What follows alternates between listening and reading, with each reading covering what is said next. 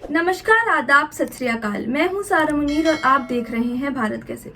चीन में इन दिनों जश्न का माहौल है। देश की सत्ता पर काबिज चाइना कम्युनिस्ट पार्टी यानी सीसीपी की स्थापना को 100 साल हो चुके हैं। इन दिनों चीन के जिस हिस्से पर नजर दौड़ाएंगे वहां लाल रंग से सराबोर माहौल और लोग नजर आएंगे। चीन के बारे में कहा जाता है कि वहां जितना सामने आता है उससे कहीं ज्यादा छिपा भी होता है। सरकार और उससे जुड़े संस्थान जितना बता दें उसी से गुजारा करना पड़ता है। मेन स्ट्रीम मीडिया हो या सोशल मीडिया, सब कुछ सरकार के नियंत्रण में है। इसकी जिम्मेदार यही सीसीपी है। तो चलिए इस पार्टी और चीन की सियासत से जुड़ी कुछ अहम बातें जानते हैं। चीन में कुल कितने राजनीतिक दल हैं? बाहरी दुनिया को यह लगता है कि चीन में सिर्फ एक ही राजनीतिक दल है, यानी कम्युनिस्ट पार्टी ऑफ चाइना या चाइना कम्युनिस्ट पार्टी सीसीपी जिसको कहते हैं। लेकिन ऐसा नहीं है। यहाँ कम्युनिस्ट पार्टी के अलावा 8 और सियासी पार्टियां हैं। हाँ, ये बात अलग है कि इनका वजूद होते हुए भी ना के बराबर है। ये भी रोचक है कि सीसीपी के अलावा अभी सभी पार्टियां लोकतांत्रिक हैं, लेकिन इनकी आवाज नक्कार खाने में तूती की तरह दब जाती है। चीन का संविधान ये कहता है कि बाकी दलों को भी सरकार में भागीदारी का हक है, पर हकीकत कुछ और ही है। और वो ये कि 8 दल सिर्फ प्रस्ताव पेश कर सकते हैं। इनको मानना या ना मानना सीसीपी की मर्जी पर निर्भर करता है। सीसीपी के करीब 9 करोड़ 20 लाख एक्टिव मेंबर्स हैं और वो सबसे बड़ी पार्टी है। कम्युनिस्ट पार्टी के बारे में हम क्या नहीं जानते। 1921 में जब ये पार्टी बनी तो किसी ने नहीं सोचा था कि एक वक्त ऐसा आएगा कि इसका कोई और विकल्प ही नहीं होगा। सिर्फ 50 लोगों ने इसकी स्थापना की थी। फाउंडर थे चेन डुक्जिउ एंड ली डेजहाओ। मजे की बात यह है कि चेन और डेजाओ दोनों ही जापान में मार्क्सवाद का किताबी ज्ञान लेकर आए थे। 1949 में सिविल वॉर के बाद जब पीपल्स रिपब्लिक ऑफ चाइना की स्थापना हुई तो उस वक्त सीसीपी में 2.2 करोड़ लोग मेंबर बन चुके थे। सीसीपी में इस वक्त 3 विंग हैं। इन्हें क्लास भी कहा जाता है। ये है फार्मर्स, वर्कर्स और सोल्जर्स। इसी आधार पर पार्टी मेंबर्स भी बनाए जाते हैं।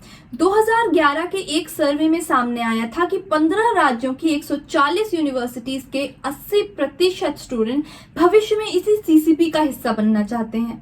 पार्टी का सदस्य बनना भी आसान नहीं है। इसके लिए 20 स्टेप्स का एक प्रोसेस पूरा करना होता है। इसमें 2 से 3 साल तक लग जाते हैं। अब जानते हैं शी जिनपिंग इतने ताकतवर कैसे हैं, उनके पास कितने पद हैं। चीन में जिनपिंग के पास 3 अहम पद हैं। पहला, स्टेट चेयरमैन। इसके तहत वे देश के प्रमुख शासक हैं। Chairman of the central military commission. इसके मायने हैं कि वे सभी तरह की चीनी सेनाओं के कमांडर इन चीफ हैं। तीसरी और आखिरी पद है general secretary of the Chinese communist party, यानी सत्तापूर्ण पार्टी सीसीपी के भी प्रमुख। 1954 के चीनी संविधान के मुताबिक अंग्रेजी में चीन के शासक को सिर्फ और सिर्फ चेयरमैन कहा जा सकता है। इसके मायने ये हुए कि जिनपिंग के पास ही सत्ता की असली चाबी है और वे देश के सबसे ताकतवर शख्स हैं। तो क्या जिनपिंग को राष्ट्रपति कहा जाना चाहिए? ये बहुत रोचक मामला है। चीन के संविधान में राष्ट्रपति पद है ही नहीं।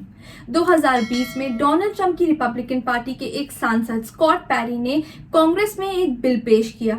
इसमें कहा गया कि शी जिनपिंग को राष्ट्रपति के बजाय तानाशाह कहा जाना चाहिए, क्योंकि चीन में लोकतंत्र नहीं है और ना जिनपिंग चुनकर आए हैं। पेरी ने बिल को नाम दिया name the enemy act.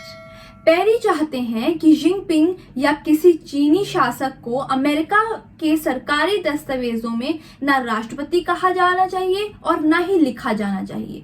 CNN ने इसी साल एक रिपोर्ट में जिनपिंग को चेयरमैन ऑफ एवरीथिंग कहा है। तो फिर आखिर सच्चाई क्या है? इसे आसान भाषा में समझते हैं। दरअसल जिनपिंग को राष्ट्रपति कहे जाने पर भ्रम है और इसलिए विवाद भी हुए।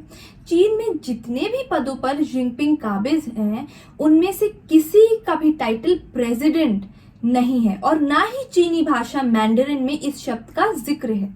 1980 में जब चीन की इकोनॉमी खुली तब चीन के शासक को अंग्रेजी में प्रेसिडेंट कहा जाने लगा। जबकि तकनीकी तौर पर ऐसा है ही नहीं।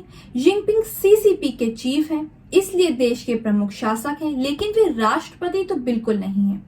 अगर आपको ये वीडियो अच्छी लगी तो इसे लाइक करें, कमेंट करें और अपने दोस्तों और परिवार वालों के साथ शेयर जरूर करें। धन्यवाद।